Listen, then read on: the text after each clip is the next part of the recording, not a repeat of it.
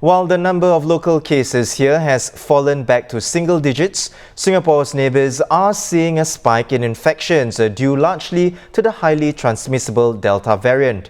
As the countries race to get most of their population vaccinated, imposing movement restrictions or lockdowns is one other way to manage the virus spread.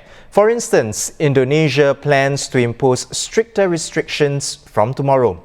President Joko Widodo is expected to lead an internal meeting today to discuss details of the new measures, which include possibly requiring all workers in non-essential sectors to work from home and ban dining in at restaurants.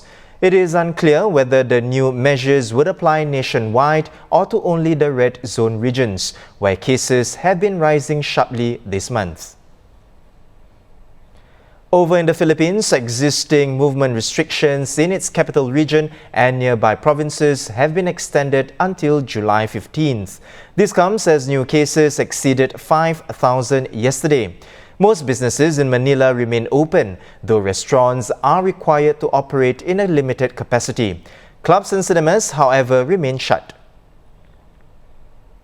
Meanwhile, down under, more than 12 million Australians, which is close to half of the population, are now in lockdown. Brisbane today became Australia's fourth regional capital city to restrict movement except for essential reasons for at least 3 days. This was less than 24 hours after a similar move in Perth. They followed Sydney and Darwin, which over the weekend announced longer lockdowns of up to 2 weeks. In Sydney, nearly 150 cases are linked to the Delta variant. Our Australia correspondent Jonathan Perlman joins me now. Welcome back to the show, Jonathan. For over a year, Australia has kept its COVID-19 numbers relatively low. But this new surge in cases has now put 4 cities in lockdown, including Sydney, where you are. How are the authorities dealing with the multiple outbreaks happening at the same time, now possibly for the first time in this pandemic?